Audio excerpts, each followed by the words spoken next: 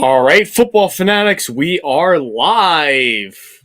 Back with you again with another live stream video. I apologize for all the delay and everything like that was happening. My computer, for whatever reason, decided to shut off on me.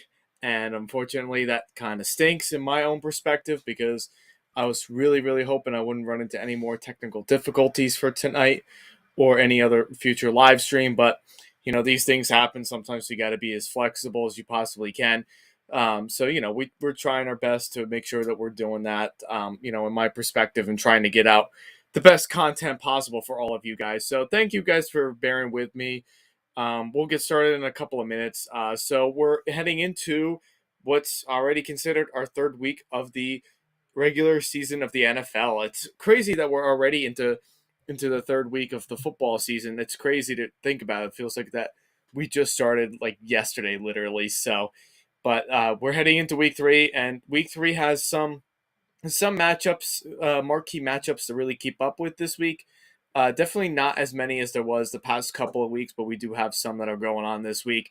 So those are things to really keep in mind of. I'm also keeping in contact too as far as the stream that's going through my phone too. If you guys at any point cannot hear me, I'm just going to test to make sure that you guys are hearing me. So I am going to mute my mic really quick so that way there's no echo going in.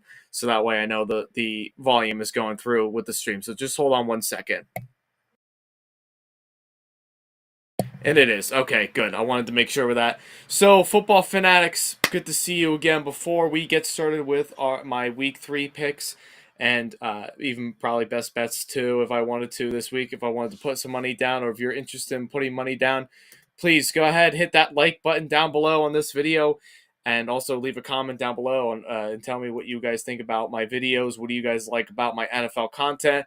What would you like me to cover for future videos? What would you want me to do for future videos, and so on and so forth? Your feedback to me and your engagement as far as my content that I provide to each and every one of you every single week is very important to me. And I want to make sure that I'm making sure that I'm entertaining and I'm being as engaging as possible. So please hit that like button on this video and comment down below. And if you're live right now, we have one person that's live right now. Just drop a comment down below and let me know that you're live and you are here and you're listening and you're ready to go. Also, be sure to also hit that subscribe button as well on this YouTube channel. Let me know what you guys like, and you can also hit that notification bell that you will see on, I believe it's somewhere on the top right hand corner or something on your phone. If you're interested, hit that notification bell, and I can be in assurance that you can also be able to keep in contact of when I'm going live and maybe when a new video is posted for that specific week. So that way you guys are keeping in contact as far as when I'm providing more content. So hit that subscribe button, hit that like button, hit the comment button, and we'll go from there. But I'm excited for week three.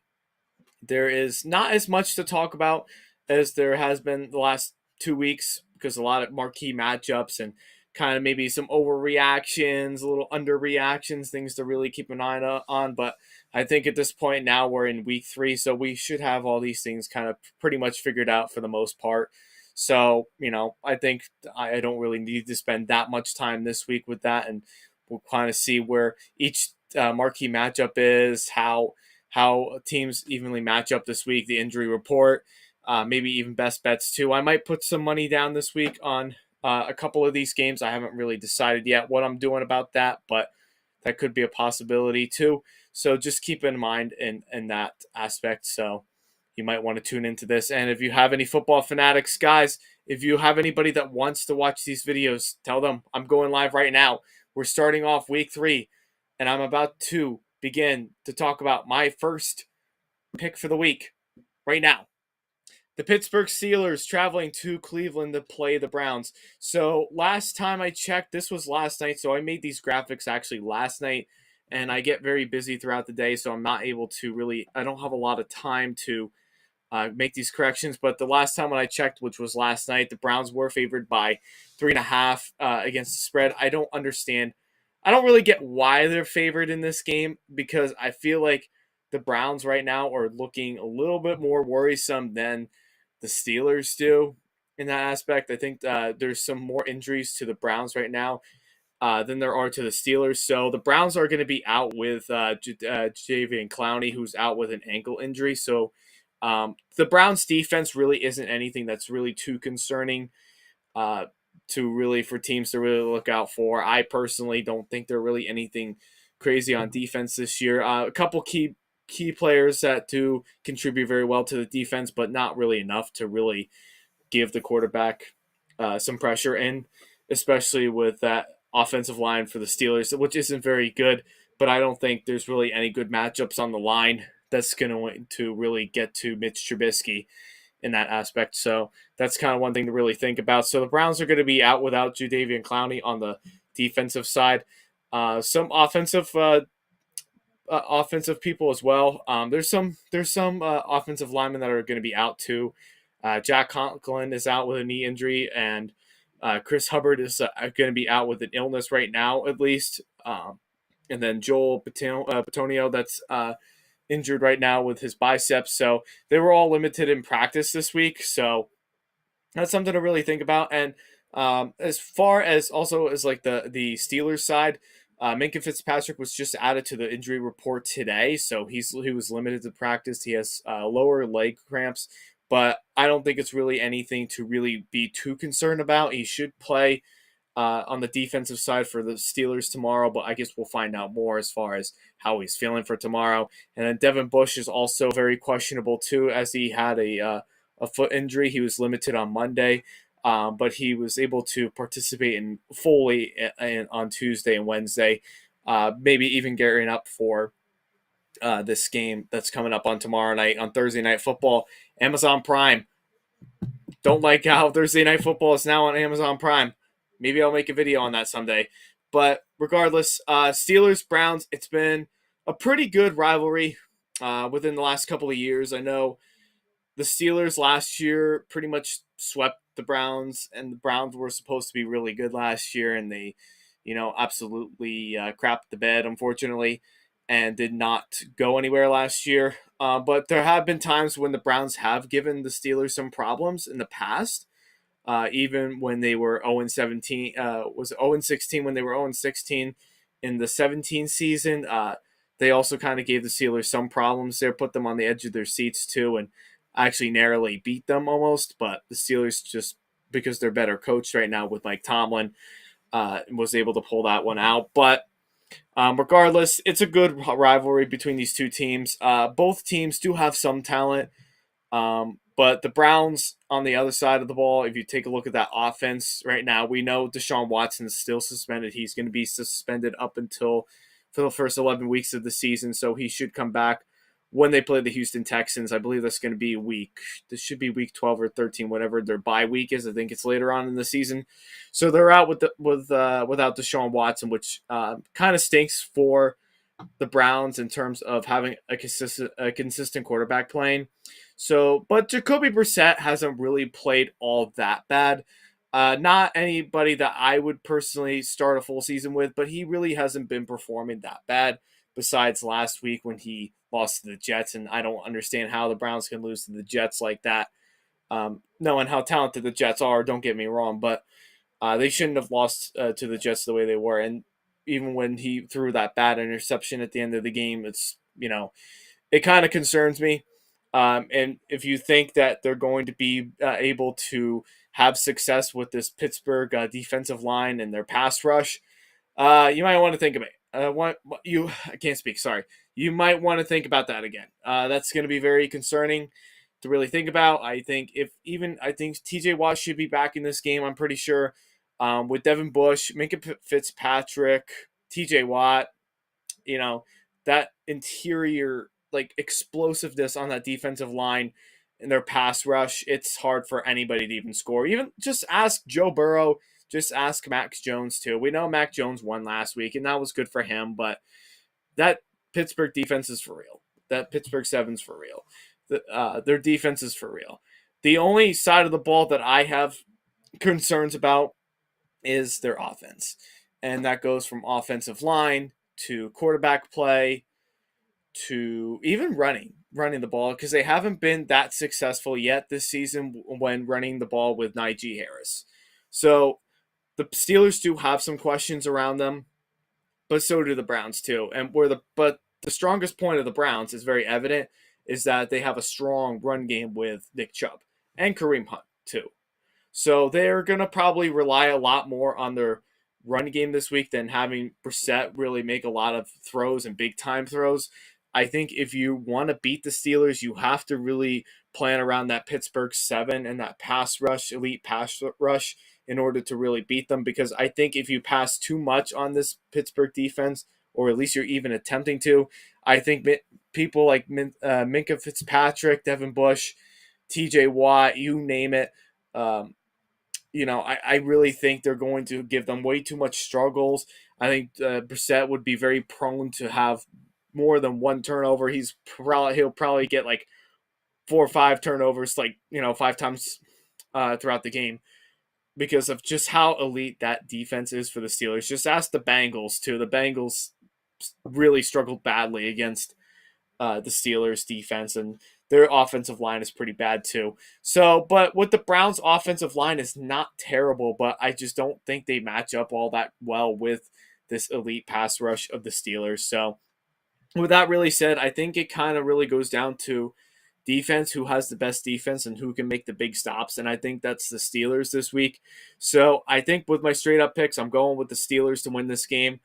Not handedly, though. I don't think they're necessarily going to blow them out of the water. It could be a closer game than people think, because I think that Browns run game can really take advantage, and they probably can get some big runs in every now and then.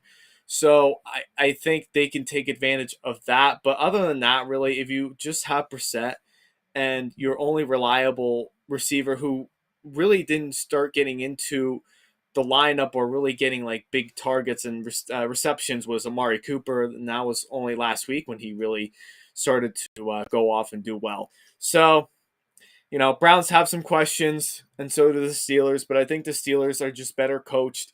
I think they have more success on the defensive side of things. I think their offense can get a little bit things going too, but they're also going to have to use Najee Harris too to get the run game going too. I don't think as much as I like Mitchell Trubisky, he's not the long-term answer for this team forever. I think eventually we're probably going to see Kenny Pickett play sometime during the season. I don't know when, but I think at the end of the day, though, I think it's just best defense wins, and the Steelers' defense is just way better than the Browns by like a mile. So I'm going with the Steelers to win this game. Closer than people think. It probably could be, I'll say, like maybe a touchdown difference, 20-13. And if you're going to bet on the spread, or if you're going to bet on this game or against the spread or the money line, I probably, just to be on the safe side, because both teams are kind of little irky a little bit. They're not really.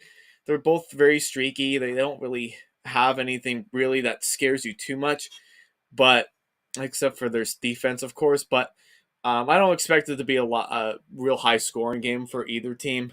So if you're going to bet on this game, I probably would bet on the over or under, just to be on the safe side with that game, or even bet on the money line. So that's how I'm going to view that game. So Steelers win it this week. All right, next matchup. This really hit the news this week. The Miami Dolphins, after coming off a huge upset win and a humongous comeback against the Baltimore Ravens, they're now all of a sudden so ranked so high offensively, and everyone's like writing them to be the best offense right now in this league. But they got to go play the Bills, and that's not an easy game for them to play. So the Bills are favored right now. Last I checked, they were favored by 4.5, but that was last night. As of today, they're now favored by 5.5 points. Okay, that kind of seems a little bit more reasonable, but we'll get more into it. So the Bills just came off a blowout win, and when I say blowout, they blew the Tennessee Titans dead in the water. This Bills team is for real this year. They scored 41 points on a supposed defense of the Tennessee Titans that was supposed to be at least in the top 10 this year. which I think now with the injuries on that defense for the Titans, and now that Landry is out for them for the year, definitely makes a big difference for that defense. So the Bills showed up and they were able to be successful on offense and defense, and they just shut down Ryan Tannehill, turned him over, and they also did great against Derrick Henry. They were able to stop Derrick Henry yet again, and Derrick Henry right now is not looking too good. So, but we'll talk about that when we get to the Titans. But the Bills, on the other hand, on both sides of the ball, they're just looking absolutely like above elite level. Like I think if you call this team elite right now, I think it's just I think it's just an understatement when I say they're elite. I think they're just beyond that. This team is just out of this world and just playing so well right now. So, but the Bills do have some questions this week on who's going to be playing. So we'll start with that. So tight end Dawson Knox, who hasn't really been a big part of this offense really yet this year, as much as he was last year. He hasn't really had a whole lot of time yet. He hasn't really had a whole lot of receptions or passes yet to him, but that could come later on in the season. He's right now questionable with a foot injury. Gabe Davis, who was coming off of a year that could be a potential breakout year for him, was also out. He was out last week with an ankle injury, which the report actually didn't come out until Saturday evening, like early evening Saturday, when that report came out, and then they reported on Monday night, right before the game, that he was out. So he's questionable this week, but I think he should be able to come back. So there are some injuries for that. Micah Hyde is also on the injury reserve list this week, or injury report at least. Jordan Poyer too. So, and they do have some injuries on that defensive line as well. But I don't think as long as Von Miller is not injured, I think this Bills team can do just fine in their pass rush. Because I think when you put, like I've said before, and I'll say it again, when you put Von Miller on a defense, he makes your pass rush just look so much better. And he's done that ever since he's gotten to Buffalo. They've outscored the Rams, and they've only let up 10 points to them, and they just let up 7 points against the Titans, with Derrick Henry being the only player from the Titans to score a touchdown. So this defense is for real. This team is for real. And now we flip over to the Dolphins side. So they do have some questions this week, but I don't think really anything not really anything too concerning for them. I think if you really look at it, I think Xavier Howard was also questionable to play this Sunday, but I think he'll be fine. He should be in the lineup this week. And if you do have him out for this game, that could be a potential problem. But I think really there's not a whole lot of speed on the defensive side. The defense is still good for the Dolphins, but I don't think they really have the speed or the corners that can really give Stephon Diggs some problems. I think if you take Xavier Howard out of the question, then the pass rush in their secondary just looks a lot weaker without Xavier Howard. So that could be a problem. But the offensive side for the Dolphins did impress me. I said that last night. The Dolphins offense really impressed me in terms of making Tua come back from one to a ratio of touchdowns to interceptions 1-2, and he came out at the end of the day with 6 touchdown passes. Now, normally that seems like a very impressive stat line, but really not. It's not so much because there were so many blown coverages against the Ravens defense and their secondary, and they struggled so much with Tyreek Hill. They couldn't cover him for anything, and they couldn't cover Jalen Waddle too. They really struggled against the speed for the Dolphins. So I think if the Dolphins are thinking of really winning this game, that means like Tyreek, Jalen, whoever's going to get open and who's going to have like the most speed that game, or whoever's going to really cover both of those receivers is, they're going to have to, Tua's going to have to rely on either one of those two. And the run game for the Dolphins is still non-existent. Chase Edmonds hasn't really done anything yet for the run game. So, the run game is still not very good. However, the Bills' run game has surprisingly been better. It's not great still, and I don't love Devin Singletary or Zach Moss or James Cook. I don't love any of those running backs, really. They all split some time, but they are running better. I think Sean McDermott and that Bills offense is utilizing the run game a lot more than they did last year. They hardly ever ran the ball at all. This year they're running a little bit more and using Devin Singletary and those other two running backs of Moss and uh, Cook. I think now you kind of have like a steady, good run game too. You can utilize those three running backs to your advantage and run the ball. When you really feel like you're up big enough and you can run on the defense, the opposing defense, then they're taking advantage of that. So they are doing a better job utilizing and using the running backs to perform some kind of ground game. So I do give them credit for that, but the Dolphins still don't have a run game, and that's very concerning for me. It's concerning for any Dolphins fan if you're looking to really have like a hyped up year. So that's a little concerning for me at the end of the day. Now, I'm not saying the Dolphins don't have talent. They certainly do. Don't get me wrong. They certainly do have the talent, but unfortunately, right now, I think Tua's really just the biggest setback for them. I think if they're playing a defense, which the Bills is not gonna blow any coverages whatsoever, unless if you have blown coverage, that's really the key for Tua to have success in the aerial attack is if you blow coverage, like the Ravens did last week with Tyreek and Jalen Waddle. They couldn't stop either one of those two. And if Cedric Wilson does come back, when he does, and if he does come back, he hasn't been existent yet in this offense. But when he does come back to, and he does have some speed himself, so when he does come back to, this offense and the receiving core is just so fast that you know teams are really going to have to really figure out like how are they going to stop the speed of the Dolphins. So they definitely do have speed, but there's still a lot of questions about them that I don't know if I'm completely sold on them. I think really the biggest setback for them is Tua. So that's something to really think about. So with that all really being said, as much as I would like to see another offensive explosion for the Dolphins, it's just not going to happen this week. I'm taking the Bills to win this game. I would definitely take them to cover because they definitely should be able to cover the 5.5, no problem. But I also don't think that I just think the Bills defense is just going to do everything they possibly can to slow down the game of the Dolphins. I think they have enough secondary and they have a good enough pass rush that's going to get to Tua with a dreadful offensive line. I think they'll get to Tua, they'll put pressure on him, and you're going to take Tyreek and Jalen's speed out of the question, and you're not going to blow coverages like the Ravens did last week. So go Bills. I just don't see any teams really beating the Bills this year. I just think they're so good on every single level from offense to defense to special teams. There's just so much talent around this team that's just way too successful. I just don't see anybody beating the Bills this year.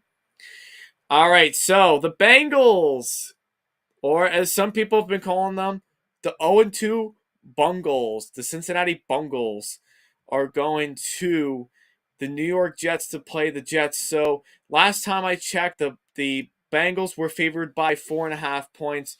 I believe it is still that. I believe they're still favored by that spread. I have to look again, and I'm looking. So now it just went up to 5. So they're favored now by 5.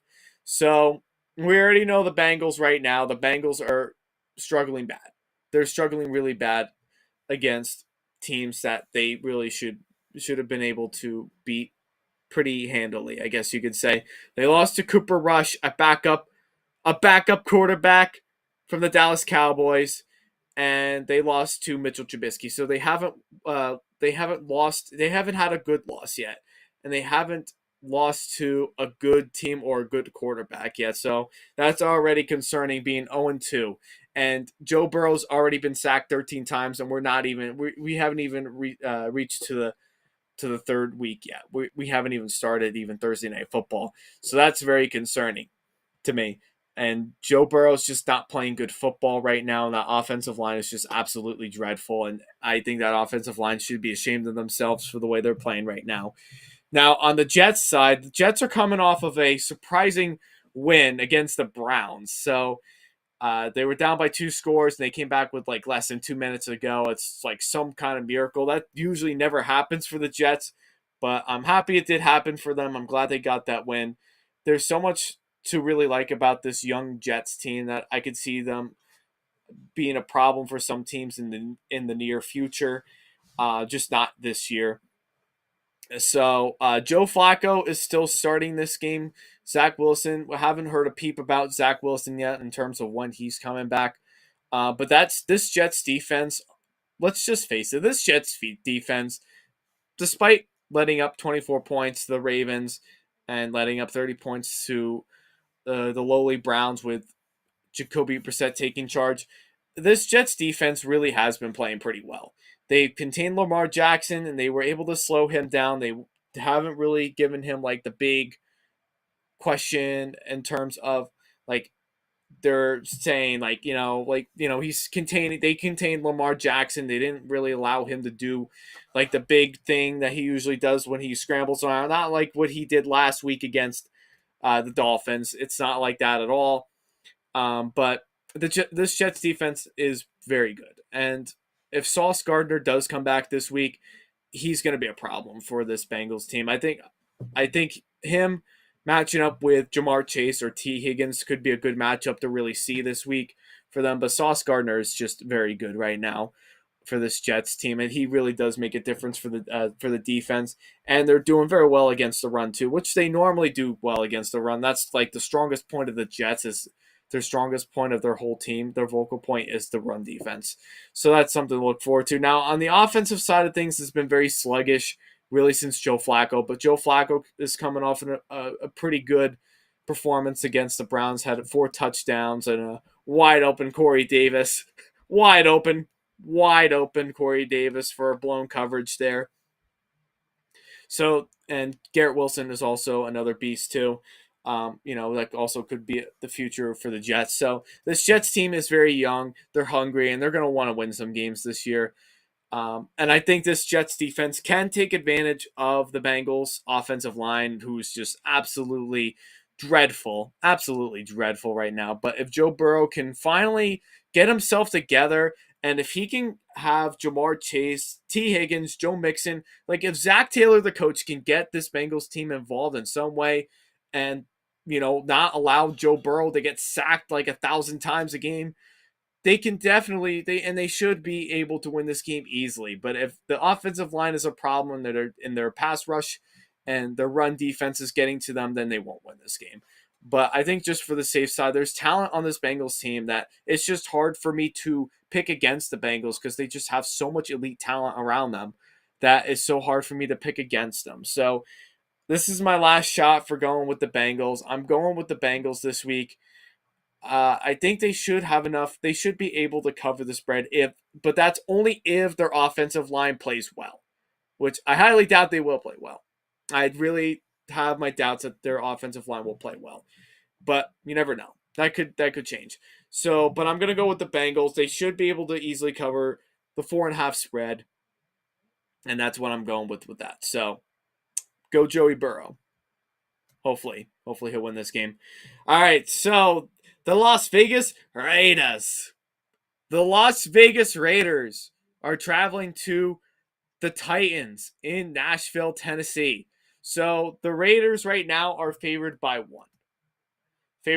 Which really is it really a shocker that they're favored right now to beat the Titans? Should it really be a surprise to anybody? I personally don't think it really is that much of a surprise, despite the fact that neither team is playing very well. But let's talk about it. So the Titans on the defensive side are going to be out with, on defense they're out already with Landry, and we already know that. So that hurts them a lot. So their offensive line is just terrible. I think all their offensive line needs to go, and they need to clean house there and be able to do better now on offense. So that's very concerning to me. So there's the offense right there. We already know about the Landry injury for him right now, and that's going to be a while until he really does recover from that defense, that injury that he had. Christian Fuller and Dontrell Hilliard, they were both limited this week with hamstring injuries. Kyle Phillips is limited with a shoulder injury, which really wouldn't make too much of a difference if he does play this week or not, because they can't pass the ball for anything, and that just proved the last week when they played the Bills. They just can't get the passing game going. Um, so that's something to think about too. And Derrick Henry is just not playing good football right now. He's looking very slow. He's looking very sluggish, and Mike Vrabel's not giving him the ball as much as he's done in years past for Derrick Henry. And I think you could tell the difference now when Henry was healthy, and this was when like Marcus Mariota was still on this team. When he was healthy and they would overuse Derrick Henry, he looked a lot different. After that injury last year against the Colts, you could tell that there's a big difference in Derrick Henry and his playing ability. I think Derrick Henry just looks very slow right now. He doesn't look in sync yet after being out a year yet. So I think there's some problems there with the run game too. But hopefully he does have a good year at least. Hopefully, and he does get a good game. He should have a good game, really a bounce back game at least against a Raiders defense who is struggling badly on that defensive line. So we'll talk about the Raiders. So Hunter Renfrow is questionable. He's I just dropped him in my fantasy league. That I might regret that later, but he's just not playing well, and he's also questionable this week due to a concussion protocol. So we'll see if he does well this week. We'll see if he does play for them, and even if he doesn't, really doesn't make that much of a difference. But at the same time, it does help Carr out in terms of finding like the receiver that he can throw to that has a good route run.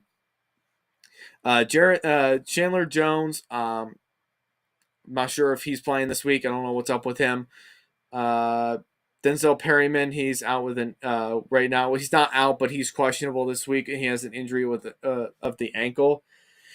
So I don't really know who I'm going with this week. Neither team right now is playing very well, but I'll put that to you right now, and I'll say this right now: the Raiders' offense, even though their offensive line doesn't look very good either, I think right now they're just a better team right now. Derek Carr is a better quarterback right now than Ryan Tannehill.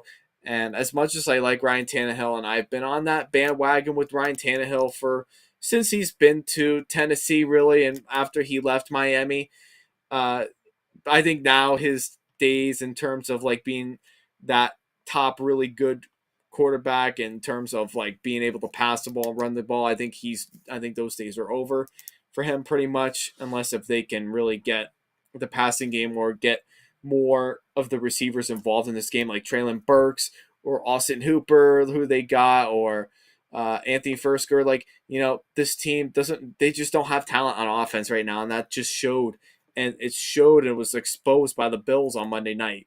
So I really don't like this bet this week. Honestly, I would probably pass in this game because really either team could win this game. Derrick Henry could have a breakout game and run all over the lowly Raiders defense, or I could see the Raiders have an explosive offensive day and taking advantage of a injured, you know, not so in depth defense of the Titans. So I don't really feel confident about betting. I wouldn't bet on this game this week. I would pass on it. But I think I'm going to take the Raiders to win. I think they can cover the spread. They should, if they're only favored by a point, which I think now is up to 2 points now. But if they're favored by that much, I think that you can honestly bet on the spread. Or if you want to play it safe, you can also bet on the money line too, just to be safe. Because either way, you'll be fine either way. So I'm going to take the Raiders straight up to win this game. They should find ways to win. Derek Carr, Devontae Adams. I don't really see anybody for the Titans being able to cover Devontae Adams very well. So I'm taking the Raiders to win this game, and they should be able to cover the spread, I think. But I'm not going to really worry about putting any money on this game because it's really not that great of a game or a great matchup this week for either team. So that's how I look on that. All right, another quickie. The New Orleans Saints are favored by 3 as they travel to Carolina to play the Panthers. So we already know the Saints. We saw them play last week against the Bucks, and they played excellent on defense. We know that defense is still very sharp. They looked way better than they did in the first week against the Falcons when they let up 26 points and probably should have lost. But Jameis Winston looked back to being Jameis Winston when he played last week, throwing three picks, and I think he even fumbled once too. So four turnovers from Jameis Winston last week, and that kind of ruins the vibe of the Saints. However, this could be the Saints' week. This could be Jameis's game this week to be able to win big. I could see this game definitely being a blowout too, but I could also see this game being very close too in terms of winning only by like maybe a field goal to 2 points to one. That's definitely very possible too for the Panthers, who I don't think the Panthers have been playing terrible, but just questions around like the coaching staff. Is Matt Rule for real? Is that defense really as good as we kind of thought they were? Is their pass rush as good as they are? I don't know. I mean, I haven't really seen anything yet. Now, they haven't really impressed me too much yet, but DJ Moore is serviceable. He's been doing, pretty well for the most part in that passing game. He's contributing well. Even Robbie Anderson actually is coming off a season last year where he really didn't do a whole lot, but the last couple of games he was a part of this offense and he did well. Now, the only thing that does concern me a little bit, if you are a Saints fan, I'm not personally, but what really does concern me the most is if the Panthers are going to utilize Christian McCaffrey and run all over him. I don't know personally because I don't think the Panthers are like heavily relying on McCaffrey as much as they used to, because I think just because of his history of his injuries in the past that has really gone through the wayside for him, and that offense that kind of does concern them a little bit, and they don't use him as much as they used to. But if they do use McCaffrey a lot this week, the Panthers could give the Saints defense some problems, because I think it's just very hard to stop someone like Christian McCaffrey. I think he's still at least a top two running back in this league, even playing for a bad team, not a bad team, but a team that's not like as highly supported or like highly credited as some would probably think of them to be. Now, I don't think Baker's the problem for this team. I just think I think it just comes down to coaching at the end of the day, and if Matt Rule is really their guy. So this game really is honestly a back and forth game. I can see this game either being a big blowout for the Saints, or I can see this game being won by a margin of 3 points for either one of these teams, or a touchdown if you're talking like a close explosive game. So, but I do think I'm going to take the Saints to win this one. They should be able to cover the spread well. I think the Panthers, they haven't played bad. I'm going to say that right now. The Panthers have not played bad, but they can't close out games. And I think if you're playing the Saints, depending on the day that Jameis Winston has, if he has a bad day, they can take advantage and they could make this game closer, but their defense just can't stop the big play at, the big moments in like the last 2 minutes of each game. So that's what really puts them behind. But I'm taking the Saints to win this game fairly close. I would say probably at least by a margin of 3 points, but I could also see it being a blowout game too, and where the Panthers don't score at all. That's very highly possible too. But I definitely, it's a division game, so anything really does go. So if you are going to put money on this game, I probably would start doing that before Sunday. I would really think about it and see like what you really want to see. And also for the Saints too, also just keep in mind too that Alvin Kamara is also questionable to play this week. He was out last week with an injury, so that also kind of does hurt too. But the biggest takeaway is the Saints defense, and if they play up to standards and Jameis Winston limits his mistakes, that's how they're going to win this game. So I'm taking the Saints. I just feel like right now they're a better coach team. I think they have more of a grip of their team. And yeah, I think right now the Saints are going to win that game. But it could go to the Panthers too, and Baker Mayfield's first win as a Panther. That's definitely very possible too, but we'll see. Not completely confident in that yet, but we'll see what happens. All right, the next game, the Baltimore Ravens are traveling to New England to play the Patriots. So the Ravens are favored by 3 in this game. I think it's 3 right now. It should still be 3. I'm pretty sure it is. I'll double check on that, but the Ravens are favored by 3, which is a little surprising that they're still favored by that much. I'm not really entirely sure why, but we'll talk a little bit about it. So the Ravens, as we all know, are coming off of a very devastating, a very disappointing loss to the Dolphins. Then they shouldn't have lost the way that they did. Credit to the Dolphins for coming back, but not really, not in the most satisfying way that they really should have. That defense, I thought that defense was just going to be so much better, and they were playing very well. For pretty much 3 quarters, but that last quarter, I don't know what happened. They just were non-existent anymore. They just stopped playing football. Don't know why, but they let up some big plays. They allowed Tyreek Hill and Jalen Waddle to just go off for this team, and Tua out of all quarterbacks to really have a day, they allowed Tua to have a 6 touchdown pass game, which is, you can't do that. You just can't do that. If you're supposed to be an electrifying and in a real in-depth defense, you can't be letting up that many points against the Dolphins. Let them come back 21 points down. You just can't let that happen. So the Ravens are down right now with some injuries. J.K. Dobbins is still very questionable. He was participating in practice as of today. He did miss 2 games though. Marlon Humphrey is still out with a groin injury, which probably is going to be a little bit until he does come back. And then Devin Duvernay, who had a phenomenal start to the game with a 103-yard return touchdown on the very first play of the game on the kickoff return, was very impressive. But he wasn't involved after that, and now he's in the concussion protocol. So that's very questionable too. Is he going to be able to play this week? Or is he going to be able to pass through protocol to be ready to play this game? So with that being said, the Ravens is just going to have to win. If they want to win this game, it's really just going to be basically Lamar doing the whole thing himself. And that was something I told people about before about the Ravens. They're not as elite as people want to write them out to be. When you trade up your best receiver to another team and you don't have a number 1 receiver like the Packers, you struggle. And that's showing right now that Lamar needs help. He needs receivers. He needs a good offensive line. He needs a run game that's existent, so that way he doesn't have to do everything all by himself all the time. That's what I keep telling everybody, but they don't want to listen to all that. The Ravens this, Ravens that, yeah, but they're not playing up to expectations where people thought they would.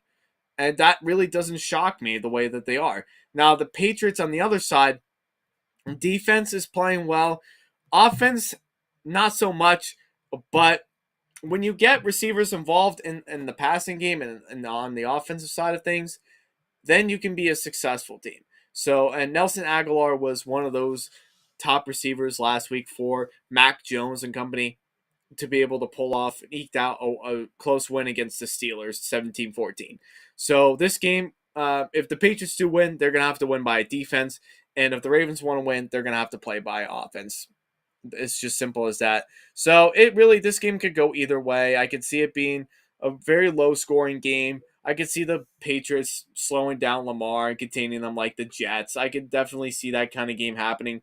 But I could also see Lamar also playing a very good game here and honestly just running all around, running in circles around this Patriots defense too. We've seen him have some success against Bill Belichick's defense, and they've done a good job against. And it's one of those teams that gives Bill Belichick some problems, and they have in the years past. But I think right now, if you're missing some key players to your offense, and if you can't trust your defense to close out games like they should have closed out the Miami Dolphins, then I don't think they're going to be able to slow down Bill Belichick in that team. I just don't see that really happening. So I don't know. This game could go really either way. I think the Patriots are scrapping together a team from the looks of it. I think they're scrapping together a good enough team that can be serviceable. They can win you some games. They'll lose some games, but they could be a playoff contention team. And the reasoning behind that is because Mac Jones and Bill Belichick. So those are like the two masterminds right now. When you don't have your best offensive coordinator in Josh McDaniels anymore, that definitely hurts the offense a lot. And you're having a defensive guy calling your offensive plays. That's, usually that's not how the game of football works. But right now, the Patriots, I feel like right now, are looking more impressive defensively than the Ravens defense. And that's just being brutally honest with you all. So I don't think the Ravens are that team this year. I just don't really have that much faith in them. And it's not Lamar. It's not Lamar Jackson's fault at all. It's just that whole team where you don't have like your number one receiver. You don't have like a Marquise Brown that's serviceable and can get you like the big chunk yardage when he needs to give them to you. That's just how I look at it. So I'm gonna take the Patriots. With that being said, I'm taking the Patriots. I feel like right now, Bill Belichick, obviously he's the better coach, as we all know. Um, but I think this defense, just like the Jets, I think they're very similar to the kind of defense that the Jets do play. Similarly, I'm going to take the Patriots to win this game. It's going to be a defensive game, but I think Matt Jones, with his good clock management, and he's like Jimmy G, he can slow the game of football down a little bit and can probably eke out a win at the end of the day. That's how I see this game being. I just don't think Lamar, after being up 35-21, no, sorry, 35-14 with, heading into the fourth quarter, I just don't see them being able to really come to life with this Patriots defense. They should give Lamar some problems. They're going to cover all the receivers very well. And if you take Duvernay out of the equation, that's really basically it. And your only target you're going to be able to have to throw to all the time is Mark Andrews. And Mark Andrews shouldn't be getting that many receptions. And on the receiver end, he's a tight end, not a receiver. So I'm going to take the Patriots to win. Not sure if I would say they're going to necessarily cover, but that's something to really think about when you go to bet on this game this week. See how you guys are really feeling about it and what have you. So that's something to look into. But I take the Patriots to win this game. But I would definitely look into more before I put a best bet on this game. And quite truthfully, I probably would just take the Ravens to cover the spread because I think they can cover the spread, but I just don't think they win the overall game. All right, next we got another divisional matchup between the Detroit Lions, coming off of a very impressive win over the Commanders last week, going to Minnesota to play a team that I picked last week to really play well against the Eagles, and we'll talk about them next. The Vikings. The Vikings, Kirk Cousins, Justin Jefferson were non-existent that entire game. Dalvin Cook couldn't run the ball. Didn't average many yardage in that game. But the Vikings are still favored. They're favored by 6 points. Oh, 7. It's 7 points. Sorry. They're favored by 7 points, which is honestly very, very, very high. I probably wouldn't. I don't think they can win. I think that's just a lot of points for this kind of a game that, you're just coming off of a bad loss to the Eagles and with the Lions. And it's kind of like a slap in the face to the Lions. And not that the Lions beat an elite team, but their offense proved the last couple of weeks that they can compete with anybody. And we saw that in week 1 when they put up 35 points against the Eagles and almost really made a big comeback against them. So this Lions offense is very scary. And they're very underrated right now. You look at DeAndre Swift, man, he's just an incredible running back. You look at TJ Hawkinson, you have DJ Chark, and Jared Goff is honestly playing solid football right now. That offensive line is holding up for him pretty well, and he's playing well. Amon-Ra St. Brown, being a baller out there too to, catch like the big deep passes from Jared Goff, who normally doesn't make like those kind of plays. But this Lions team offensively it's looking very good. They're looking like a sneaky good team that wouldn't shock me if they made the playoffs this year. And then you look at the Vikings side of things, their defense still isn't really anything to write home about. They're still looking very sluggish. They looked bad against Jalen Hurts and the Eagles. They couldn't cover anybody. They couldn't cover AJ Brown or Quez Watkins. They couldn't really stop the run much with whoever was playing that game, and they turned Kirk Cousins over in the red zone 3 times. That's If you're a team that has an explosive offense like the Vikings do, and they have Justin Jefferson. Yes, that's great. But you still have an elite running back. Dalvin Cook is still very, very good. You can run the ball with him every once in a while. If your passing game's not working, you can run.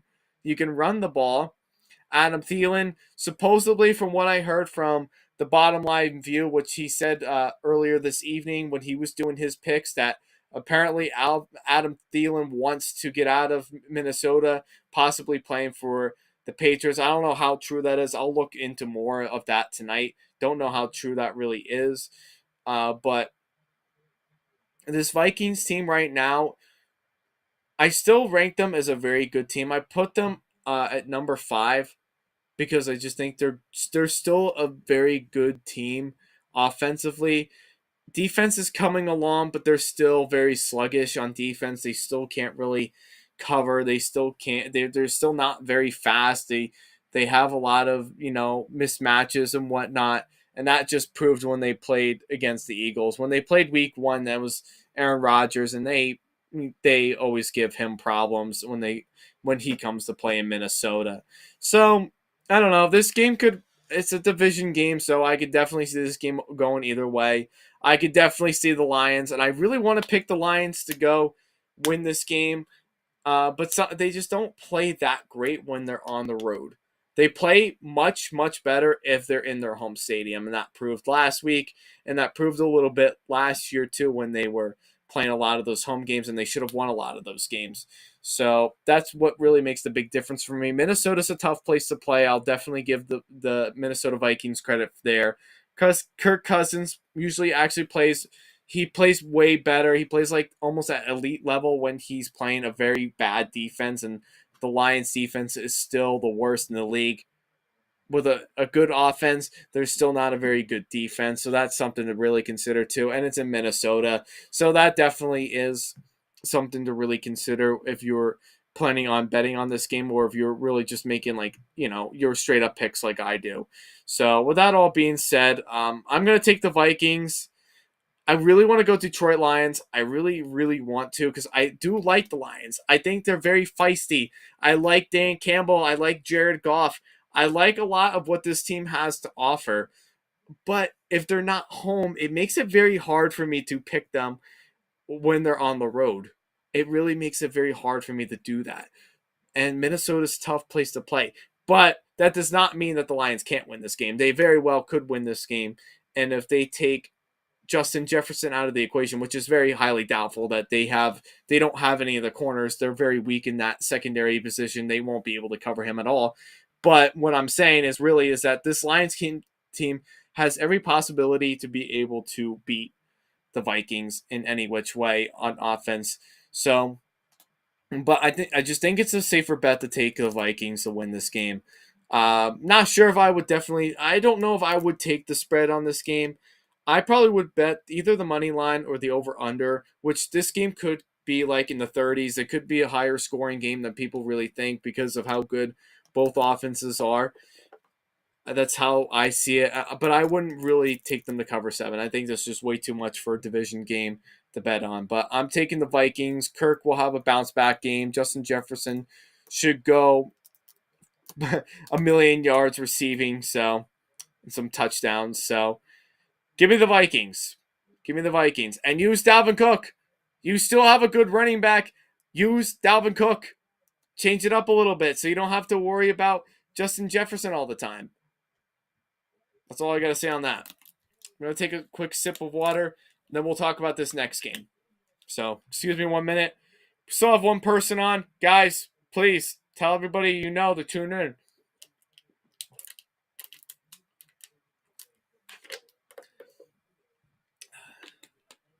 Definitely got to clear up my throat a little bit because it was getting a little dry.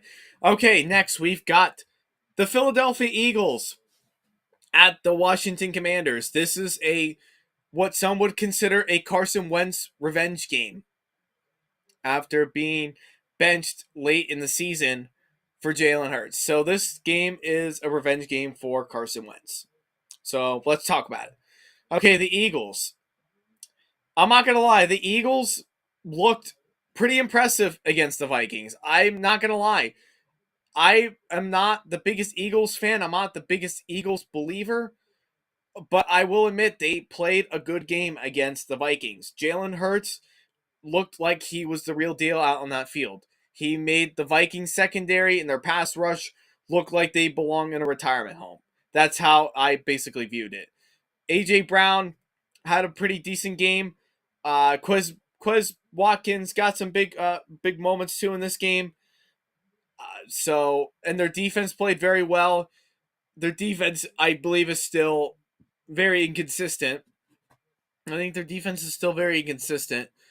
But they played very well. They took out Justin Jefferson out of the equation. They took him out of the offense, which is exactly what you need to do if you are going to beat a team like the Vikings that love to pass to Justin Jefferson, and that's like a pass-heavy team. So the Eagles are coming off of a good win. So I can see why they're favored in this game. But we'll talk about the Commanders. The Commanders have been playing well too. Carson Wentz has had some good moments. He's had some good games. He had a good game against Jacksonville. He had a couple turnovers in that game, and he had a turnover when he played Detroit. So things like that do happen, but he has been playing rock solid football lately. And why is that? Because he has what Indy doesn't have. He has what the Eagles didn't have for him at the time. He finally has an offensive line that can protect him. He's got a good receiving core. Terry McLaurin, Jahan Dotson, who's been very well in the red zone and in the end zone. He's been doing very well for touchdowns.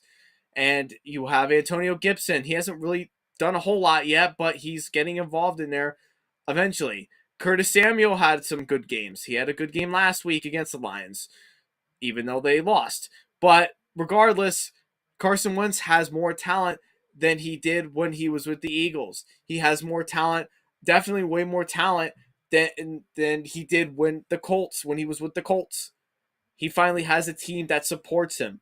He finally has a team that he seems to fit well in. Ron Rivera is a good coach. He's a very good coach. I think he makes the difference in Carson Wentz's, his career. So I could definitely see this game going either way. I definitely can see this being a close game. And I'm saying that, with confidence because it's a division game. And I don't really like to go too crazy about division games because anything can happen. Anything can happen. But, there's definitely some things to definitely like about both sides of the team. I think the Washington offense is extremely underrated, very underappreciated. That's been doing quite well, to be quite honest with you. They've been doing quite well. And Carson Wentz doesn't get the credit that right now, he deserves. And I believe he deserves to be, credited for, their offense having some success. He really does deserve that. So, credit to him there. But also credit the Eagles, too. I didn't think Nick Sirianni was going to be able to turn around an explosive offense for the Eagles or build a good team all around. But, right now they're playing good football. They really are playing good football right now. Their defense is a little, flashy. They have some good moments, but they had a good game last week against the Vikings, which was not expecting them to basically shut out Kirk Cousins or turn him over 3 times in the red zone. But I just think it just goes by luck too. And if you match up with someone very well, that tends to happen. So with that really being said, it's tough for me to really pick either one of these two teams because I know in years past the Commanders have given some struggles to the Eagles. I know last year they were kind of, they lost twice to them, but they were both really close, good, you know, games that was, came down to the wire for both these teams. And the year before that, when Alex Smith was still on this team, even when Dwayne Haskins was playing on this team too, they've given the Eagles problems in that aspect too. So that's why I say with confidence that this game can really go either way. I could see the Commanders and Carson Wentz getting his revenge the first time against his team. I definitely could see him getting the revenge against the Eagles, but I can also see Jalen Hurts just going absolutely bonkers through the struggling defense of the Washington Commanders. I could definitely see that happening because this defense for the Commanders is so much better. They really are so much better than the way they're playing right now. I don't know what it is. I don't know why they can't get their defense to play lights out football. I don't understand it. When you have that much talent on your defensive line and you have a strong pass rush like that, I don't understand why you can let up so many points and still find ways to win. This defense is just so much better than they're really playing right now, on paper at least. So, but the Eagles are playing good football. Their defense, their pass rushes being very consistent. Their run defense is, little shaky here and there. I think it's very possible that they can utilize Antonio Gibson this week to run on that, the weakness of the Eagles in that run defense. And that was kind of shown the last couple of years where you can run the ball. So there's definitely some streakiness in the Eagles defense to definitely make note about. But this game is, it's very evenly matched between both teams, I think. But I think, see, this is a tough game for me to pick because I think if the Eagles do win, they're still going to be in the lead for. They're probably still going to be in the lead for the NFC East. They'll still probably be on top of the division, even if the Giants do win against the Cowboys on Monday night. I don't know. It's a tough game, but I think with that being said, I think the Eagles right now, I think they're just slightly better in terms of offense. I think Jalen Hurts takes advantage of the Washington pass rush that's very lacking right now. It's just not playing good football. I could see Carson Wentz having a good game, and I could definitely see him trying to make a comeback or, really having a good start to the game, but just can't close it out. That kind of a game for him. So I could definitely see that going in that way. But I'm taking the Eagles to win. Again, not totally confident in this game, but the Commanders also right now are struggling defensively. And with the way that Jalen Hurts is playing and the defenses that they've been playing lately, Jalen Hurts should have no problem in having a successful game. So I'm taking the Eagles to win. And as far as the spread goes, which is -4, probably would pass on that because I don't think. I think it's a divisional game. I just don't think there's no need to really worry about betting on that game. All right, the Kansas City Chiefs are favored by 6.5 points to the very, very, very, very slow and bad Indianapolis Colts. The Colts have just been playing bad football all around lately, and that goes from offense to defense to passing game to Matt Ryan to really their defense that's overrated right now. The Colts are just an absolute mess right now. There's no I can't pick them to win this game. And earlier in the season, when I was doing my early season predictions, I did say the Colts matched up well with the Chiefs and could pull off a win there. But right now, just the way that the Colts are winning, I want to make this quick. The Colts are just playing bad football. They're not playing very good at all. They're just not playing good. It's not fun to watch them at all. They haven't gotten anything together yet. Later on in the season, if Frank Reich does get everything together, Matt Ryan does get the offense going and studies up on that offense and gets some playing time and have some success for this team, they could be a better team down the road. But right now, it's just not a good matchup. Like the Colts are just not playing good football. I don't know what else there really is.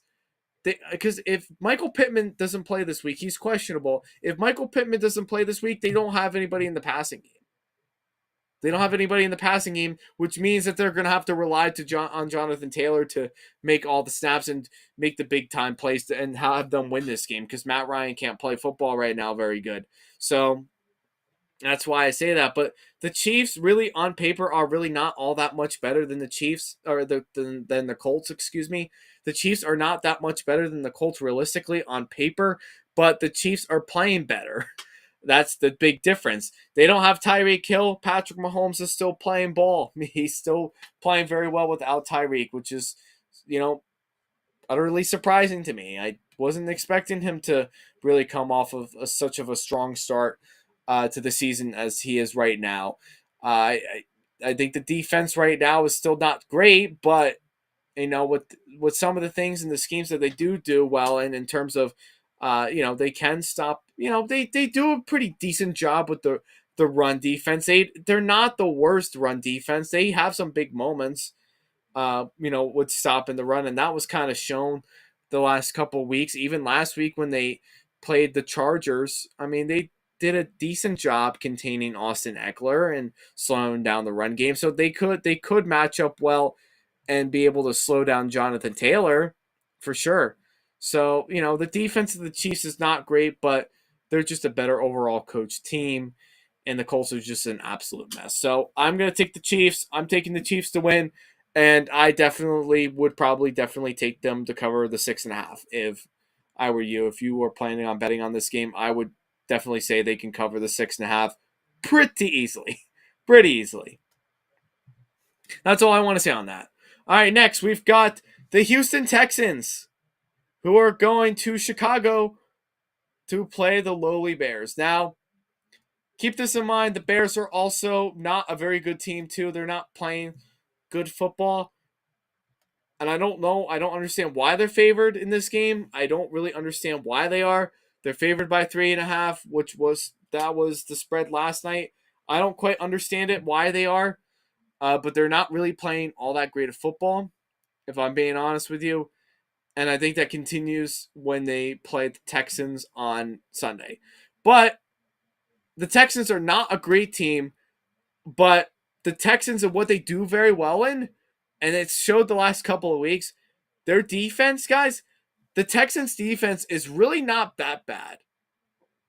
We've seen some good flashes from this defense. Lovie Smith is like a defensive god, if I'm not, over exaggerating on that. He is playing very good defense for, this team. He's settling down with the defense. The defense is making some plays. They turned Russell Wilson over last week because the Broncos are just not good right now offensively. But their defense came and they contained the Broncos to 16 points, and they contained the Colts to 20 points, and they probably could have won that game, and they didn't let up at the end of the game to go into overtime and tied it. But they could have probably won that game too. So they really haven't let up a lot of big plays yet. So this pass rush, their secondary has been playing, has some flashes of good defense. Davis Mills is not. It's really playing not that bad, honestly.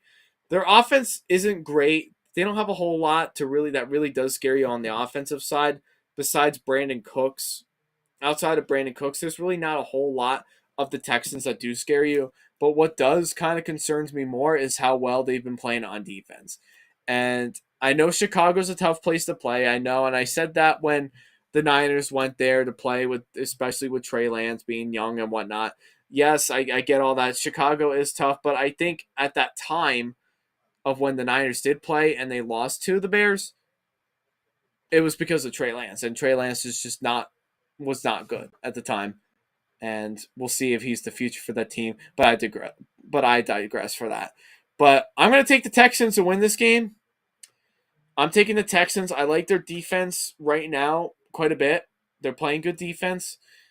They're playing very good on the ground. They can stop the run well. They can definitely play secondary. They're able to have for receivers, which shouldn't really be too much of a problem for them. They should force some turnovers with Justin Fields. In my opinion, they should be able to turn that ball over because he really doesn't have anybody to throw the ball to besides maybe Darnell Mooney. And Darnell Mooney really isn't all that great. And the Bears are also out with some players too who didn't practice as of today, which was like Roquan Smith. And if he's out of the game, there's no way the Bears can win.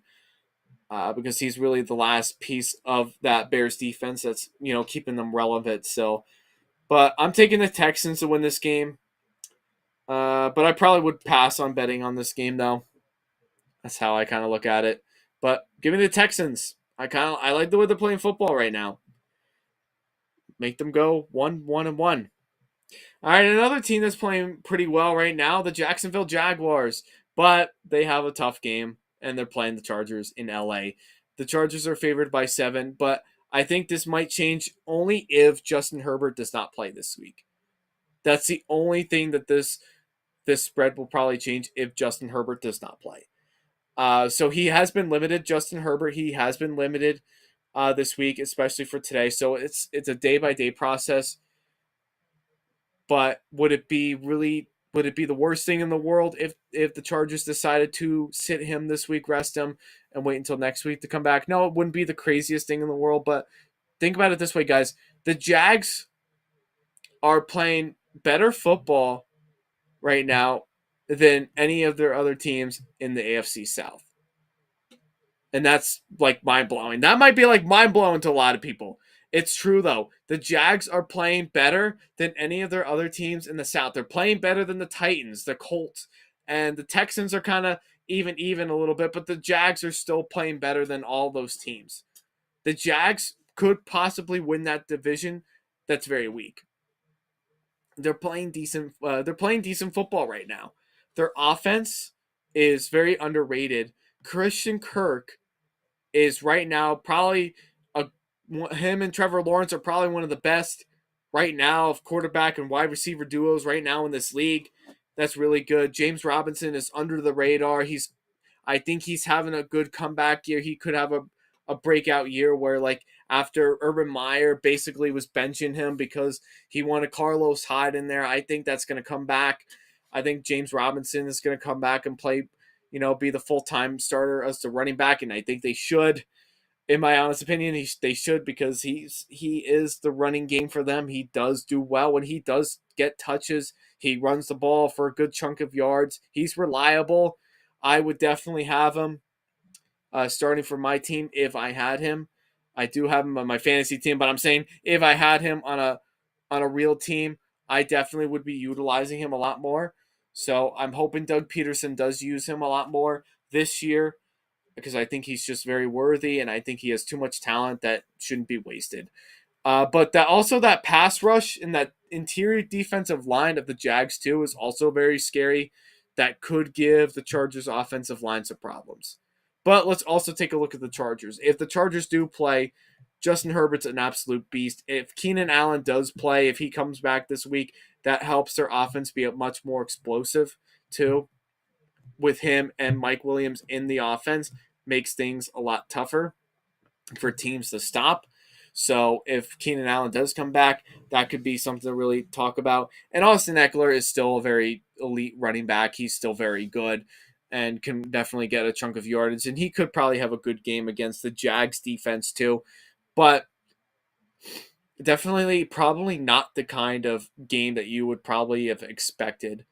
Um, probably not like a big blowout game, but I think he could have a decent game and could get some yardage. But this game could go, I could definitely see either of these teams winning this game. I really can. But the biggest problem is for Jacksonville is really their offensive line. I don't know exactly how much I trust their offensive line to cover players like Khalil Mack or Joey Bosa or Sebastian Joseph Day to getting so their pass rush of the Chargers is so much better last year than it was a year ago. They did play well against Patrick Mahomes and was able to contain him. They did do a good job with that, but Patrick Mahomes did a good job also in terms of not letting that get to him and basically have a meltdown too. But regardless, this Chargers team is still very talented. They're still very good. I just think they win this game. But here's the catch, though. They still win this game with or without Justin Herbert, but the spread will change if Justin Herbert sits out this week and Chase Daniel plays in. Now, I'm not a Chase Daniel defender. I don't think he's very good at all, but he has talent around him like Mike Williams. He does have some good talent that can probably make him look good here and there, if I'm being honest. That makes them still win, but the spread is just so much more slimmer. But I'm taking the Chargers to win. I would probably pass on betting on this game this week, just because I feel like there's just so much you can really bet on that is worthwhile more than this game. But this game could be, I could definitely see it like a potential upset for the Jags to win. There's no question about it. I could definitely see it being a potential upset for sure. All right, next up, we've got the Los Angeles Rams going to the Arizona Cardinals. The Rams are favored by, I believe that says 4 points. They are favored by 4. This probably did change later. I am going to check right now just to be on the safe side and just to make sure. So now it's 3.5. Okay, so now the Rams are favored by 3.5. So the Rams right now, yes, we already know this game is not as electrifying as like people want to make them out to be. Yes, they've got a lot of problems right now on that offensive line that's being very dreadful right now. So many problems to the receivers too. Cooper Kupp, Matthew Stafford, that's basically all he really throws the ball to. And Allen Robinson got involved a little bit last week, but not as much as he really should be getting involved, or they should be getting involved in them. The run game is still non-existent. I don't know where the run game is. I don't know where that is. And their defense is also struggling too, minus outside of Jalen Ramsey and Aaron Donald that's playing, they're still playing good football, but that whole pass rush, run defense, like, they almost let the Falcons come back to beat them. That's not good. And as much as I like what the Falcons have been doing lately, they're still not a good team, though, if that makes sense.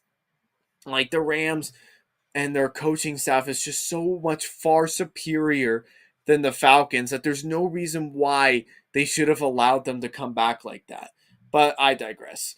But anyway, the Cardinals are also coming off a second half great performance by Kyler Murray in that offense, and their pass rush of their defense playing excellent in the second half against the Raiders.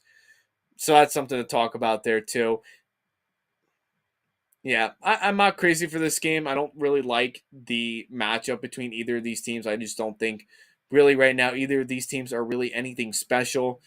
But if I'm impressed more with one thing, I think I'm more impressed right now with Kyler Murray than I am with Matthew Stafford. And I've always liked Matthew Stafford in terms of like a passer.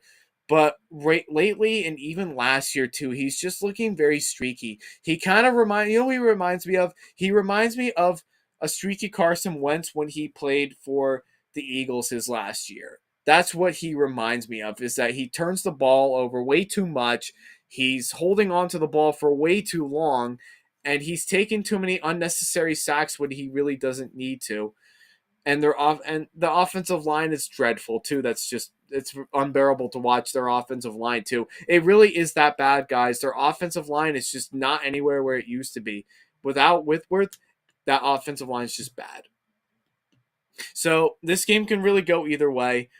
Better coaching for the Rams, yes, and the Cardinals, yes, I get that. But I think if Aaron Donald and if Jalen Ramsey can't stop Kyler Murray, or anybody cannot stop Kyler Murray, the Cardinals win this game.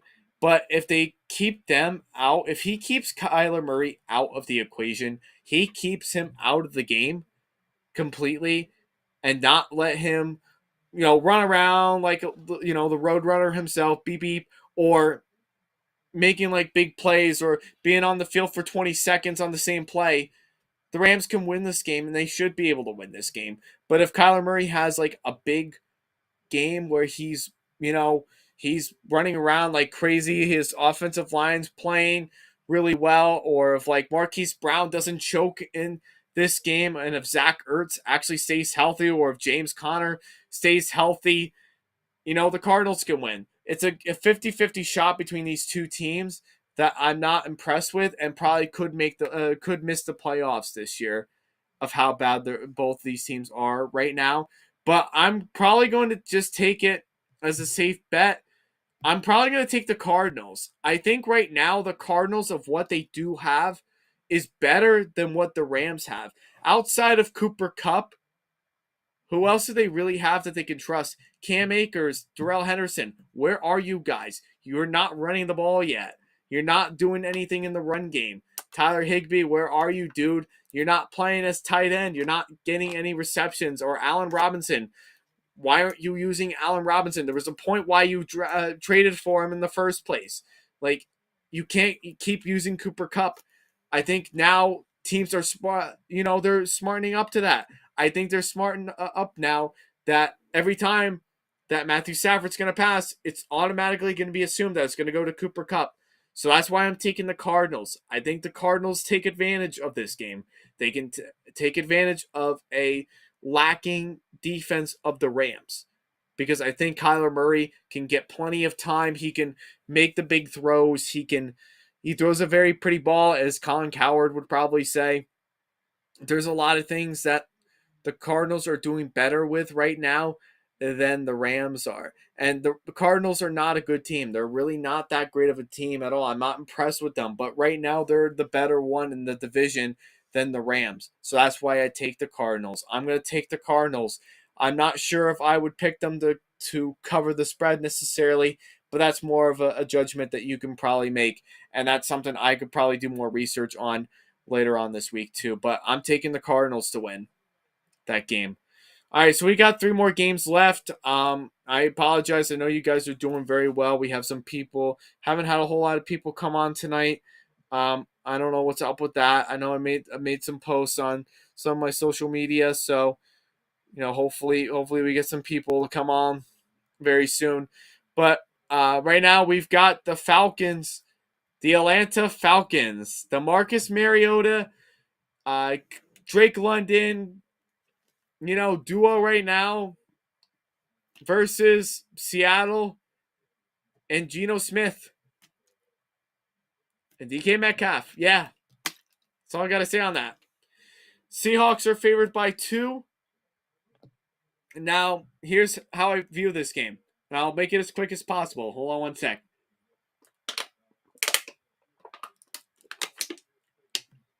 Now, this is how I view this game. Yes, it's in Seattle. Yes, Seattle's a tough place to play. Yes, their defense is not good. They played their butts off when they played the Broncos. Yes. They didn't play well against the Niners last week with Jimmy Garoppolo. That's a fact. They were playing well when Trey Lance was in, but when Jimmy G came in, it was all over. All bets were off. So they're not a great team, but they're playing. Geno Smith really isn't playing that bad. I'll put that out there right now. Geno Smith is really not playing all that bad. And in terms of that, with Geno Smith and his passing game and him not playing so bad, he could have a good game against a Falcons defense that's not necessarily the greatest, but has shown some signs of improvement in terms of their pass rush. Their pass rush is really not as bad as people want to make them out to be.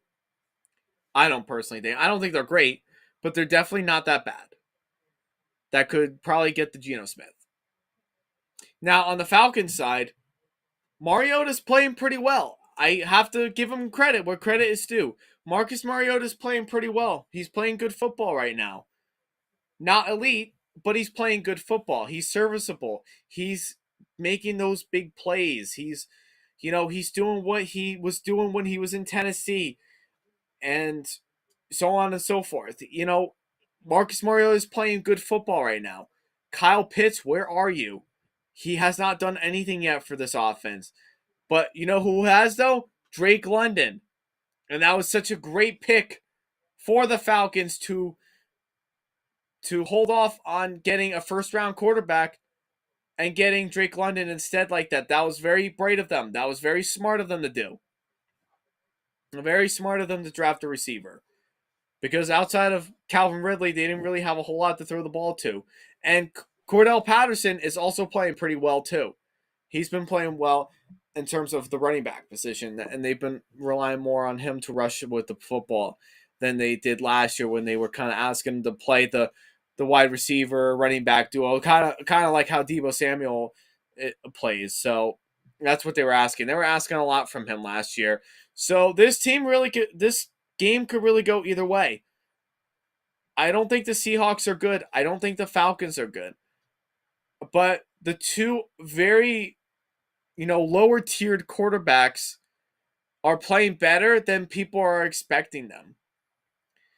When these two teams named their starting quarterbacks, nobody really knew how either one of these teams were going to do, especially with the whole controversy of after Seattle traded Russell Wilson for Drew Lock. Everybody thought Drew Lock was going to start.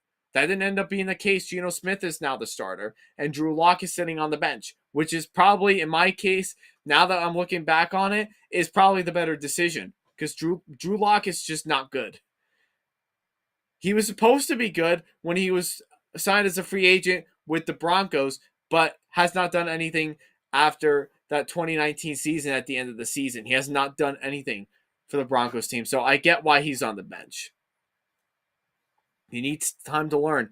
And, I'm not the biggest Drew Lock fan, but I kind of do feel sorry for him in a way because the talent is there, but not consistent. He's just not consistent. And when you play under Vic Fangio and a team that isn't really satisfied with having you as your quarterback, that ruins your confidence. I get that. And I think this probably ruined his confidence more that he lost the starting job to Geno Smith. That probably hurt him a lot. But just ask Marcus Mariota. He lost his starting job to Ryan Tannehill. But now he's back. And honestly, he's got a chip on his shoulder. I think he's playing well. So this game really could go either way. But I like to see the Atlanta Falcons win. As crazy as this is going to sound right here, right now, I'm taking the Falcons to win this game. Why? Because I think they've got a lot of steam in them. They're scoring points at least. They're scoring points way more than I would have ever pictured them to do. I wouldn't have expected them to score 27 points on the Rams or 26 points on the Saints. I wouldn't have expected that. But they are. They're not playing that bad of football right now. There's no talent, really, no. But I like what Mariota does, what he can provide to this team. I like his leadership. I like Arthur Smith as their coach. There's just things that I like the Falcons, and I just want to see them get a win this year. And in my early season prediction videos, I didn't predict them to really win many games. I think I predict them to probably win 2 to 3 at the most. This would be a very, very satisfying win if they could beat Seattle in Seattle. And that's what I'm going with. But I would definitely pass on this game. I'm sorry, but I would probably pass on betting on this game this week. But give me the Falcons. Give me Marcus Mariota. Give me that Atlanta offense. Give me Arthur Smith. They can win it. All right, Sunday Night Football. Got 2 games left. We got this one, and we got a Monday Night Football game left to cover. So, the Sunday Night Football game, the 49ers at the Broncos. So, the Broncos, for whatever reason, are favored by 1. For whatever reason, I say that very, very, firmly that they're favored by 1 for whatever reason. I say that very firmly because I don't like the way the Broncos are playing right now. They're really not. They're looking very sluggish. They look so disorganized. And is it the fault of the coaching? Yes. Is it the fault of Russell Wilson not being aggressive like he was? Yes. I also blame Russell Wilson too. Are the receivers starting to show people that they're not as elite as they think they are? Probably. But there are some injuries to the Broncos this week that probably could change up some things. So Jerry Jeudy left the game last week against the Texans with a shoulder injury, and he's very, very questionable to start this week. It's a day-by-day process. I don't think he's going to personally play. I don't think he's going to play this week. PS2 is also out right now with a shoulder injury. He's injured with one, and he didn't practice today either. So that kind of hurts in terms of the defensive side of things and the passing attack. That hurts them. So Broncos are beat up right now, and they're also out with Tim Patrick, to another receiver that probably could have had a breakout year too with Wilson. So there's a lot of injuries and a lot of questions right now. But what the Broncos do, the one thing I have found pretty impressive with in terms of the Broncos, despite fumbling twice on the 1 yard line, is the running back duo with Melvin Gordon and Javonte Williams. Although Javonte Williams, rightfully so, is earning more of the starting role than Melvin Gordon is, but Javonte Williams is so electrifying. He's the 2018 version of Saquon Barkley. Nobody can tackle this guy. Nobody. He's like a rock. And he's so hard to tackle. Guys, when I say he's hard to tackle, it takes literally the entire defense. It takes the first 3 guys to tackle him, and they miss him. It takes another 3 set of guys, can't tackle him. That's how much of an ox this guy really is, Javonte Williams. They did good with getting him. So they do well with the run game. The passing game is just still very much of a question. And could it be a fault of Russell Wilson? Most likely, yes, it could be. But it also pertains to the receivers, too. The receivers, guys, the receivers are not the kind of receivers that they're not like a Devontae Adams or a Tyreek Hill or Mike Evans. They're not those kind of elite receivers. They're just average receivers, too, where, Tom Brady had some average receivers in this past, but made them look good. Made them look good when when he was with New England, like Philip Dorsett, who really was absolute trash when he got to New England. It's like that kind of scenario. So there's just a lot of questions about the Broncos, but what I do like about the Broncos is that they have been playing better defense. They did play good defense last week against the Texans. That probably could carry over into next week, but I'm not completely sold on their defense either, but they've been playing well. And they played better last week. I thought they played better last week than they did in week 1. Now, the 49ers are honestly in serious contention now for a deep playoff run. Why? Because Jimmy G is back, baby. Jimmy G is back, and he looked sharp in his very first game, despite not getting any reps during summer camp or OTAs, not practicing with the team. He looked sharp against the Seahawks. Now, granted that their defense is bad, but Jimmy G, for a guy that has not practiced in a really long time with the team, looked very sharp. I think Jimmy G has a chip on his shoulder, and I think he's going to go off this year. He's not going to be like Tom Brady or he could pull off like a Ryan Tannehill kind of magic where like after being benched and you come back and you get into the starting role of your team. That definitely could be a possibility where he could play like a Ryan Tannehill run where he could have a very successful year. And they finally, he finally redeems himself to be a good quarterback. But they're also out with some injuries too. In terms of the running back, Eli Mitchell is still out. He's probably going to be out for quite a while in the run game, leaving it up to Jeff Wilson, who, not a bad running back per se. He's really not that bad. But you're going to have to rely more on Debo. And George Kittle is still questionable. I don't know if George Kittle is also playing in this game too. But I definitely could see this game being like a really close, low-scoring game for the most part. I don't see this game really being high-scoring at all in any given way. But it's kind of hard to really choose who I really want to win this game and who I would rather put my money on, because I think both teams right now just have a lot more to prove for themselves. But I think right now the 49ers are just way better coached. Way better coached. Kyle Shanahan is just an excellent defensive and offensive mind of a coach, and he does really well. Now that he has Jimmy G, he's winning games now. Without Jimmy G, he wasn't winning any games. Now he wins games. So that's really the point of it too. But don't forget, Denver is also very tough. Mile High is very weird. It's a weird place for a lot of teams to play. It's one of the most difficult places to play in the league. Just ask Tom Brady. Tom Brady has struggled there, and really it's the only team where he's barely or even just like under 500. I think he is around 500 now in his career against Denver. But he's also struggled for whatever reason to play in Denver. He's always struggled to play there. And that's something to really take into consideration too. Guys, when you analyze these games like I do, you have to consider of where the location of the game is, how good the fan base is, and weather. And in this case in Denver, it's not the winter time yet, so it's not probably not going to make that big of a difference yet.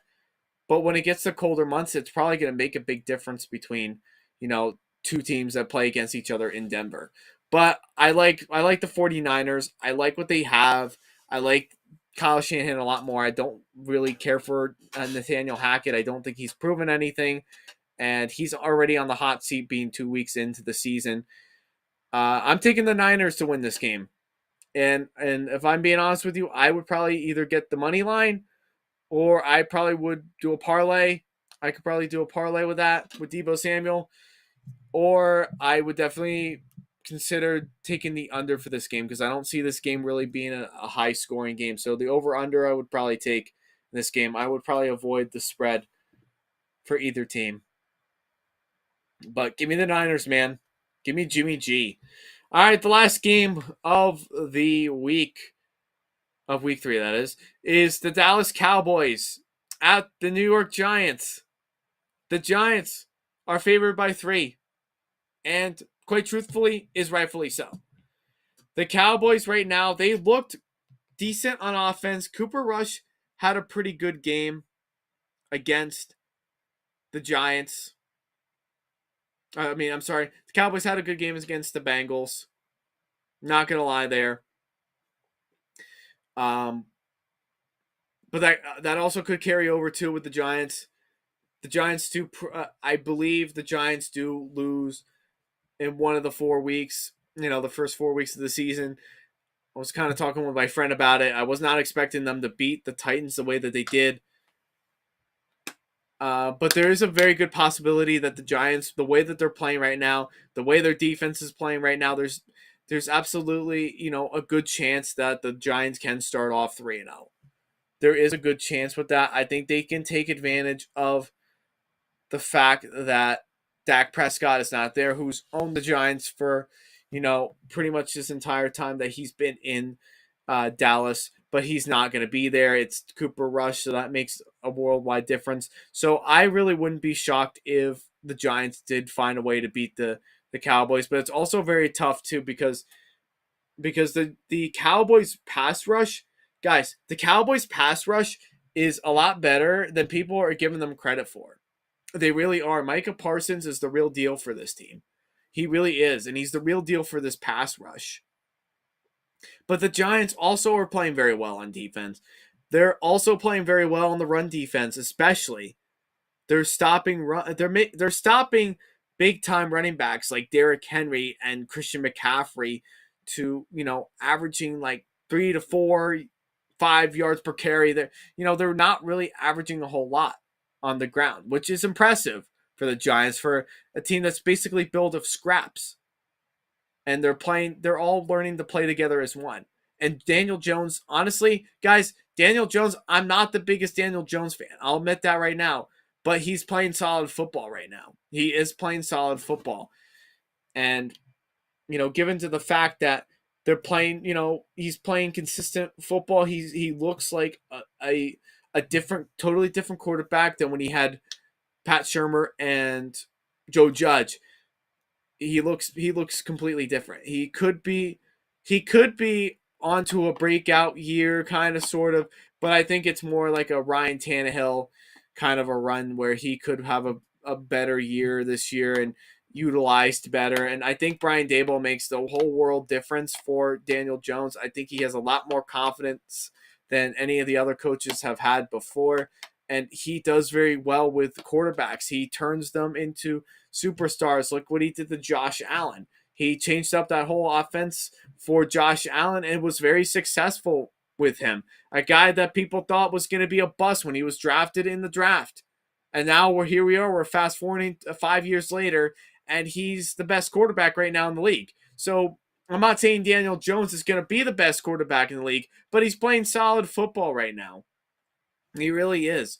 So it's going to call me crazy, but the Giants, man, 3-0, baby. 3-0. Give me the Giants. And I would probably take them to cover the spread by 3. I would probably take them to cover. Give me the Giants 3-0. 3-0 Giants. Cowboys are going to have a long night, especially if they can't get the run game going. Zeke's non-existent right now. They have to rely on Tony Pollard, CeeDee Lamb. I think that Giants defense will get a hold of them. But give me the Giants 3-0. Counting on it. All right, now this is actually the last game I do need to talk about. Just briefly, I'm going to try to talk about it briefly. And I skipped over it, and I apologize for that. But it's the Green Bay Packers who are traveling. And this is actually my game of the week, honestly. And we'll see if it ends up being the best game of the week. But it's the Green Bay Packers traveling to Tampa to play the Bucs. The Bucs are favored by 3, and I understand why. Aaron Rodgers usually does not play very well when he does travel down south or to places where it's humid, and that's shown in years past. And he's also playing Tom Brady in the Bucs, and he still has yet to beat Tom Brady, which is also something to consider too. Now, take it for granted, they're both teams are going to be out with not having their top receiver. Aaron Rodgers, we already know the story. He doesn't have Devontae Adams anymore. He's still trying to find his number 1 receiver. We get all that. The Bucs right now they just signed Cole Beasley the other day. Not sure how much of a difference that's going to make to their offense, but that's another weapon that can be pretty reliable as long as he stays healthy and doesn't get hurt. Could be reliable for the Bucs, but they're out without they don't have Mike Evans and they don't have Chris Godwin. Those are already the 2 top guns in terms of the receivers. Your number 1 and number 2, so they're already out for that. But what you do have, Julio Jones is still questionable. We don't know if he's going to be there. And who else do you really have to throw the ball to? Russell Gage is really the next target up in line that could potentially play, or Scotty Miller could probably step up in that role, that number 1 or 2 receiver end of things. So that's something possible too to keep in mind of. But what I like about the Bucs right now is their defense. Their defense is holding up so good. They could probably be poised to be in the top 3 best defenses in the league this year. That's how good their defense is, and they're playing so well on both the pass, and they're playing very well, especially in the run. And they're putting a lot of pressure on quarterbacks, and we saw that last week when they played Jameis Winston, and they also put a lot of pressure on that dreadful, not so hot offensive line of the Cowboys and getting to Dak Prescott. A lot of great things about this Bucs defense that I do like. The only things that do concern me though about the Bucs, and you have to be mindful about it, is all the injuries on that offensive line. So their offensive line has not played their best football yet. I haven't really seen them do a whole lot. And Tom Brady, as much as I love Tom Brady, you can tell that he's not the same kind of quarterback that he once was in the last 23 years that he was. He kind of reminds me more of the 2019 Tom Brady, where he had very average to below average receivers and wasn't getting a lot of help. His offensive line was very shaky at that time too. That put a damper on things, and possibly a Super Bowl run to a potential Super Bowl win for the Patriots that year. That hurt them. That's what Tom Brady kind of reminds me of. He reminds me of the 2019 version of himself when he was in his last year in New England.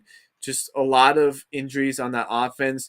And without Gronk, too, that hurts a lot, too, that you don't have a top tight end that you can also rely on as far as making blocks to protect for your quarterback, or be able to make the big time catch, or be able to score in the red zone too. So those are definitely key things to really consider too, is offense and the missing of his receivers. Now Green Bay, on the other hand, we already know their receivers they don't really have a true number 1 receiver.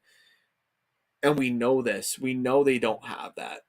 And that's where the struggles do happen. Now, for granted, Rodgers played a good game, but why did he play a good game? Because he used Aaron Jones. That's the only person he trusts. He's the only player he trusts on that team, is Aaron Jones and AJ Dillon. And if they are gonna want to really win this game against the Bucs, this defense, then boy oh boy, they've got to start he's got to start finding a receiver that he knows he can get a deep ball to. Is it going to be Christian Watson? Is it going to be Sammy Watkins? Is it going to be Alan Lazard going to be the next one? Is Robert Tonyan going to make some plays? I don't know. I really don't know about Green Bay. I don't know about their passing attack. I think they're just playing right now very, very subpar, in my opinion. They're very subpar. And it's not that they have a ton of injuries or very questionable things right now, but they just don't have the receiver of Devontae Adams. They don't have Devontae Adams anymore. That just makes the big time difference. And you can tell Rodgers is not comfortable without having Adams there. Makes a big difference. So it's a tough game. It's a very tough game. The pick between the two, because I definitely could see the Packers winning because of the absence of Mike Evans and Chris Godwin. I could see that definitely making a big thing, but also just keep in mind too that defense is just playing good football right now.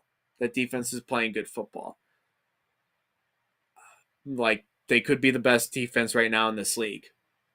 And with Tampa Bay and this whole injury report we don't know if Julio Jones is going to be playing. Leonard Fournette is kind of questionable, but he should be able to play. I think he'll be fine.